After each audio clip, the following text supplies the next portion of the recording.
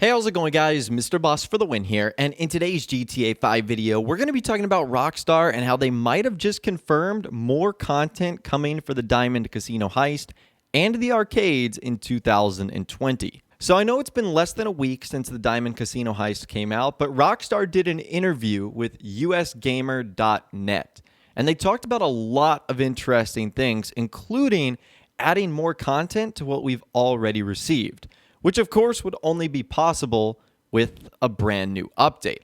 So if you guys are interested in the whole article, I will leave a link to it in the description. It's actually a pretty good interview and they ask some fun questions, but it looks like there's a lot of cool stuff going on here. So this is what they had to say. They said the Grand Theft Auto series has a soft spot for its made-up video games. GTA's in-universe video games are always semi-satirical, but when they're actually playable, Rockstar's designers never saddle us with games that are intentionally bad as a joke. I'll happily admit I spent more time in GTA 4 playing Cubed, the puzzle game you've played before, than I did Bowling with Cousin Roman. While GTA is quick to dispense barbs, its retro gaming nods always feel like little love letters to the old school. That's why with the release of GTA Online's free Diamond Casino Heist update, the addition of purchasable arcades caught our attention. While the update's marquee attraction is still the chance at robbing the Diamond Casino blind, buying an old arcade is still a necessary step for players who want to get their heist on. And with 12 new playable cabinets available for purchase, players might find themselves getting distracted by high scores that beg to be smashed. Tariq Ahmed, online producer at Rockstar North, kindly answered our questions about the variety of video games on offer in Grand Theft Auto Online, the references and connections to past GTA titles, and whether we can expect more playable cabinets in the future. Here's what he had to say about bringing GTA Online's arcade to life. So US Gamer asked, when looking at what kind of arcade games to represent GTA Online, what genres and types of games stuck out to you? Were there any that you or your team were particularly excited to tackle? And Tariq said, we represented the arcade games we loved, and what we loved varied between each of us. We all had our own gaming experiences growing up, the many different types of games we used to play at the arcade, at home, a friend's house, or even just the ones we saw on TV that we desperately wanted to play. So there was a lot of enthusiasm for each of the games. Everyone was passionate about them. It was a real team effort.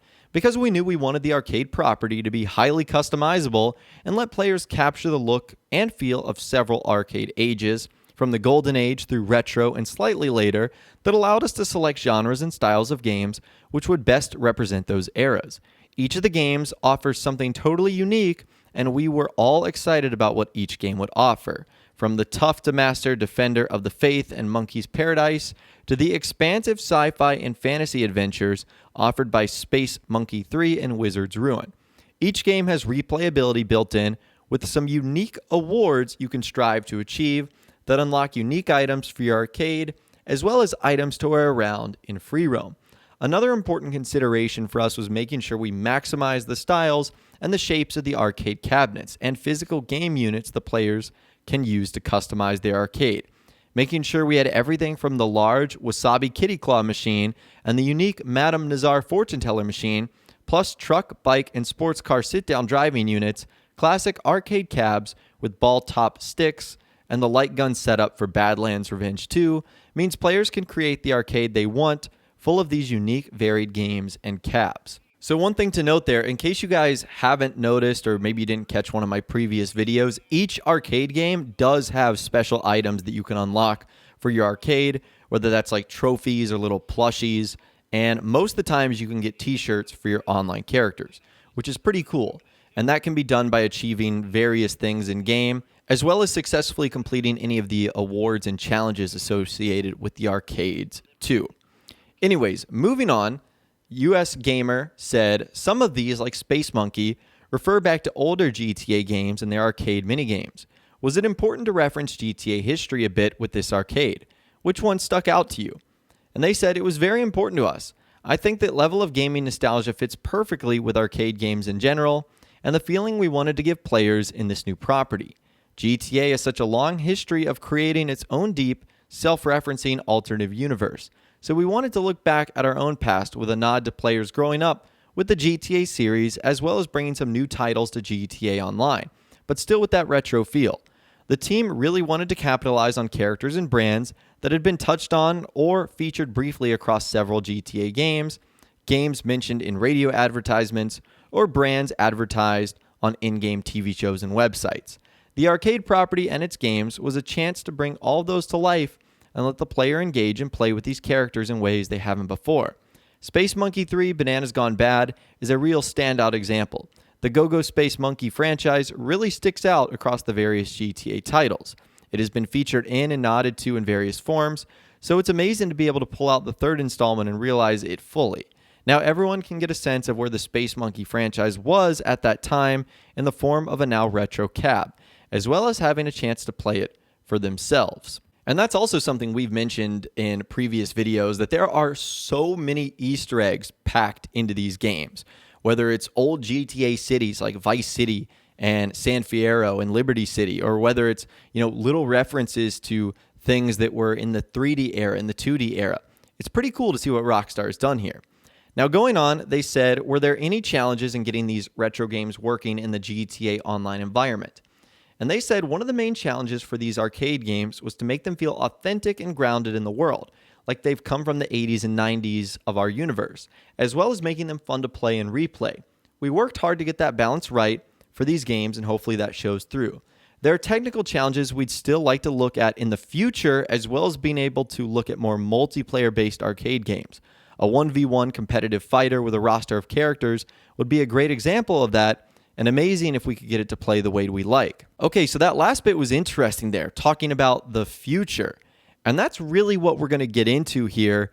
It looks like Rockstar are seriously considering adding more to the Diamond Casino Heist and the arcades. The final question they said was, are you considering adding more to the arcade in the future? And they said, we'd like to for sure. We designed the new arcade property with future additions in mind. In terms of having the ability to customize the locations and types of cabinets you can place. So yeah, we'd like to keep adding to the Pixel Emporium catalog. It'd be great to see that grow, so players can craft even more unique arcade spaces for themselves and others to enjoy. Okay, so that last line right there is very interesting. It seems that Rockstar really want to add more content to the arcades. Now, on the surface level, it might seem like they're just talking about the arcade machines themselves, and that's something they might do.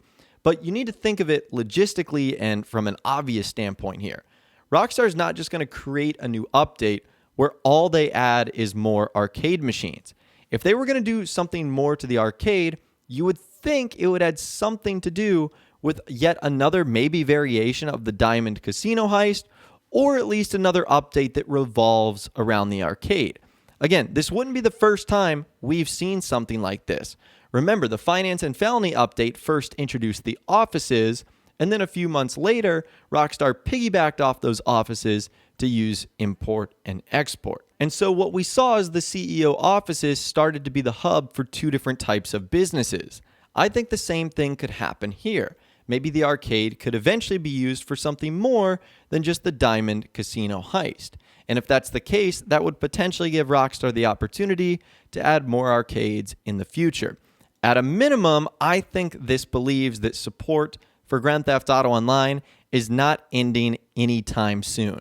I mean, if they're willing to make statements like that basically talks about how they'd like to add more just days after releasing a new update, I think it's pretty clear that the year 2020 is going to be full of Grand Theft Auto Online content. And this also wouldn't be the first time in which Rockstar has done an interview hinting at what is coming next.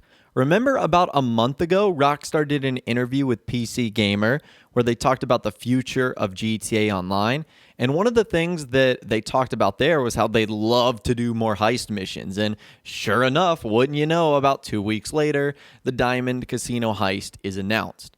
So I think they choose their wording very carefully when doing these interviews. So again, I think it's very likely in the future, we're going to see some more stuff with the arcade coming soon. But anyways, I'd love to hear from you guys in the comments down below. What do you think is going to happen in the future with the arcade games, the arcade business? Do you think Rockstar is going to do a Diamond Casino Heist Part 2? Do you think they will just make some addition or improvements to the arcades? Do you think in just a future update, they'll just add more arcade games, even if the update has nothing to do with the arcade itself? Let me know your thoughts, opinions, and more in the comments down below. I'd love to hear from you guys down there. If you guys did go on to enjoy this video, though, a like rating would, of course, be awesome. And be sure to subscribe to my YouTube channel if you are new, or you want to stay up to date on all the latest GTA and all the Diamond Casino Heist videos that I'm doing here on my channel over the next couple of days and weeks. And be sure to ring that notification bell as well. Sometimes YouTube just doesn't work, and if you ring that bell, you'll always be guaranteed to be notified when new videos arrive. But of course, as always, guys, thank you all so much for watching. Take care, and I'll see you guys in the next video.